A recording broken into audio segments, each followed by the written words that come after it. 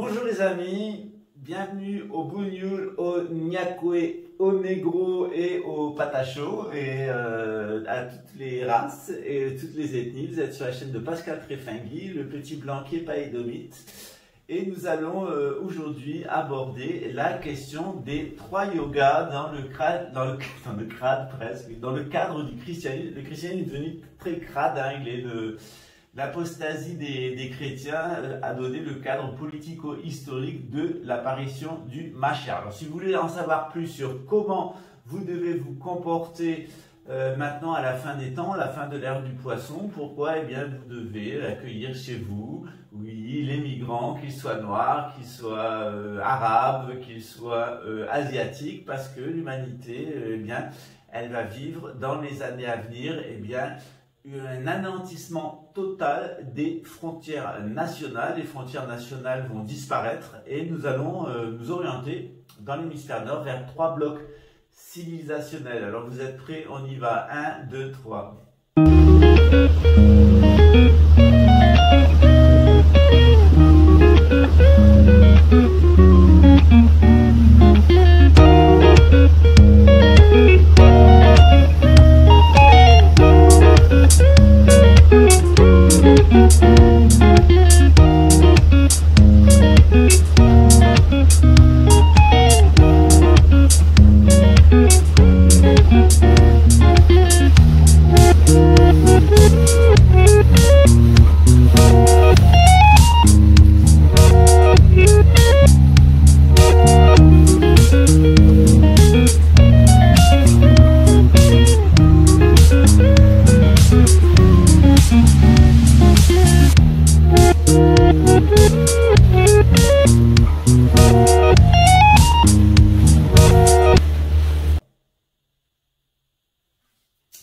Alors qu'est-ce que nous dit le yoga, notamment le Sutra Yoga de Patanjali? Eh bien, c'est qu'il y a 3 voies qui mènent à la connaissance de Dieu, à la connaissance de l'univers même.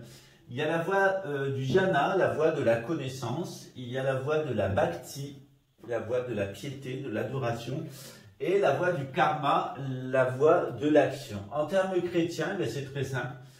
Le premier devoir du chrétien, c'est de rejeter le matérialisme. Le rejet du matérialisme, ça veut dire que on ne met pas son argent à la banque avec intérêt en attendant des loyers pour continuer à rien foutre au soleil. On voit ce qu'on fait de son argent pour aider autrui, et quand on n'en a plus, eh bien on se tourne vers les personnes qui en ont, et à leur tour, elles vont faire la même chose. Ça crée une économie solidaire. Le pignouf qui veut s'asseoir comme oncle Picsou sur sa réserve d'or pendant que ses neveux crèvent de faim, j'ai une mauvaise nouvelle pour lui, on va lui faire sa banque. Voilà. Ça c'est le Jnana Yoga, c'est le yoga qui est tourné vers autrui, c'est-à-dire on rejette le matérialisme, c'est la connaissance spirituelle, c'est qu'on va voir les choses non pas d'un point de vue matériel, mais on va voir les choses d'un point de vue spirituel. Si vous voulez, on prendra des exemples. Le Bhakti Yoga, c'est la piété, la piété envers Dieu. Alors, ça peut être le prophète Mohammed, ça peut être n'importe lequel des 120 000 envoyés, 120 000 messagers. Mais ces 120 000 messagers, eh bien, on ne les connaît pas tous déjà, et puis notre piété peut se porter vers eux. Par contre, l'adoration, elle doit se porter vers Dieu, vers Allah, vers Hachem, Dieu créateur. Le don de soi, c'est le karma yoga. Et le don de soi, le karma yoga, il permet de repositionner notre positionnement. Dieu, soi, et puis autrui. Voilà. Donc là, ici, on est dans le domaine du spirituel. La piété, elle est dans le domaine du psychique. C'est-à-dire notre pensée doit être orientée vers la piété, c'est-à-dire l'amour de Dieu. Et puis le don de soi, le karma yoga, ici on est dans le corporel. Et dans le corporel, on doit se tourner véritablement vers notre propre soi intérieur. On doit chercher cette identité qui est en nous. C'est la nature Bouddha dans le bouddhisme, c'est l'Atman dans l'hindouisme, c'est Jésus qui est en toi pour les chrétiens, c'est Allah, Allah qui est en toi pour les musulmans, pour les suffit. Une fois qu'on a fait ce travail, eh bien, et c'est le travail de toute une vie, ça c'est la vérité, on va considérer maintenant l'erreur. Voilà. Alors comment est-ce que l'erreur s'est imposée? C'est très simple, on va prendre l'exemple d'une ville qui est entrée dans l'erreur, c'est Sodome et Gomorrhe. Alors vous savez que Sodome et Gomorrhe, ce sont des villes qui ont été retrouvées d'un point de vue archéologique, je vous mettrai les liens dans la description. Et qu'est-ce qu'on remarque sur Sodome et Gomorrhe? Eh bien, c'est qu'elles sont placées sur une pile atomique géologique, c'est-à-dire que vous avez la mer Morte, et la mer Morte, d'abord, elle a un très haut niveau de salinité, et puis il y a plein de métaux dedans et dessous. Et on est en plus sur une faille sismique. Voilà. La faille sismique d'Israël, du plateau de Jordanie. Et cette faille sismique, eh bien, elle va créer des mouvements. Donc quand vous avez un mouvement, quand vous avez de l'eau très salée et que vous avez des métaux, vous avez de la production électrique. Donc les peuples qui se sont installés notamment à Sodome et Gomorrhe, eh bien, ils avaient trouvé dans ces lieux, eh bien, naturellement, ce qu'on appellerait maintenant la psychotronique, c'est-à-dire eh bien, un champ électromagnétique terrestre absolument amplifié. Alors l'amplification du champ électromagnétique, qu'est-ce que ça fait? Eh bien, en règle générale, vous avez à l'intérieur de votre corps des mémoires. Voilà. Et lorsque ces mémoires sont impactées par la vitalité qui vient du sol, l'électromagnétisme terrestre, eh bien, vous avez deux façons de réagir. La première façon, eh bien, c'est que vous allez vous laisser conditionner. Donc, c'est ce que le bouddhisme appelle l'ignorance. Vous allez rester ignorant. Vous ignorez complètement le processus, ces mémoires qui viennent en vous. Lorsque vous avez un processus eh bien, de montée du géomagnétisme, qu'est-ce qui va se passer? Et quand vous avez un processus de descente, qu'est-ce qui va se passer? Eh bien, tout simplement, lorsque la vitalité va augmenter, ces mémoires, elles vont s'effacer ou s'activer. C'est ce qu'on appelle dans le bouddhisme l'aversion, c'est-à-dire que vous allez avoir un sentiment de répulsion, ou le désir, c'est-à-dire que vous allez devoir réagir, vous allez être conditionné à réagir. C'est ce qui se passe à Sodome et Gomorrhe. Eh bien, les mémoires qui est à l'intérieur des personnes de Sodome, elles diffusent une influence. Et cette influence fait que les habitants de Sodome vont avoir un très fort ego et sont des sédentaires, ils ont un très fort ego et puis ce sont de bons guerriers. Et puis qu'est-ce qui se passe à ce moment-là? Ben, il y a Abraham. Abraham, il arrive avec ses moutons et son neveu Lot. Et Abraham, eh bien, il va, avec l'aide des gens de Sodome et Gomorrhe, il va mener une guerre pour détruire 7 rois d'Édom, qui sont en proximité et qui vont être vaincus. Or, Abraham ne veut pas partager son butin avec les rois d'Édom, il leur laisse avec les rois de Sodome et Gomorrhe, il leur laisse absolument toute leur partie du butin. Par contre, son neveu Lot va s'installer à Sodome et Gomorrhe. Qu'est-ce qui va se passer? Eh bien, Dieu va récompenser les habitants de Sodome et Gomorrhe. Et comment est-ce qu'il va les récompenser? C'est très simple. Eh bien, tout comme ça, vous avez la vitalité qui vient vers le bas et qui augmente les mémoires, eh bien, vous avez en retour, ici, l'intellect divin, qui va vous permettre eh bien, de gérer ces mémoires, de voir ce qui est bien et ce qui est mal dans les mémoires pour ne pas être des animaux en réflexe conditionné permanent. Alors, qu'est-ce qui va se passer? Eh bien, tout comme la vitalité vient le jour avec le soleil, l'intellectualité vient la nuit avec la lune. Et qu'est-ce qui va se passer? Eh bien, vous avez des messagers lunaires comme l'archange Gibraïl. Vous avez des messagers au nombre de 3. On a 3 messagers. Et ces 3 messagers, ils vont aller vers Sodome et Gomorrhe. Et au lieu de se présenter de nuit, c'est de la vitalité horizontale. De jour, pardon, c'est la vitalité horizontale. Ils vont se présenter de nuit, c'est-à-dire la vitalité, l'intellect vertical. C'est-à-dire qu'ils ont une mission transcendante. C'est 3 messagers transcendantaux. Voilà. Ils apportent un message à Sodome et Gomorrhe.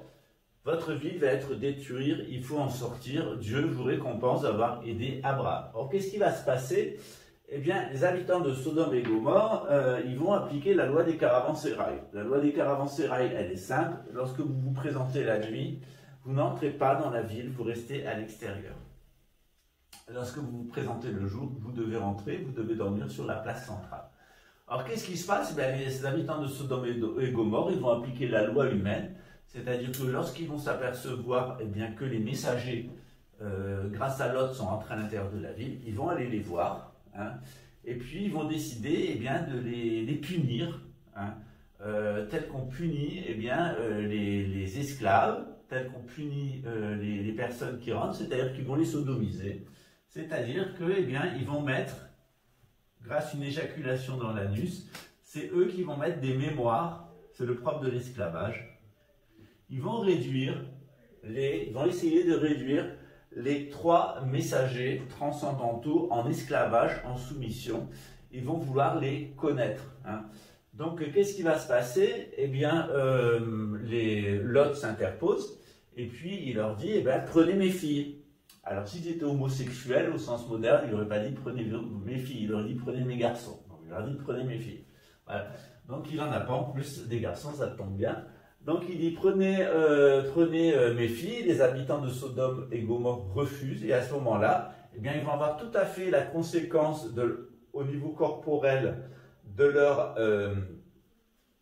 aveuglement spirituel, c'est-à-dire qu'ils vont devenir aveugles, sourds, muets, et ils vont avoir du mal à rentrer chez eux.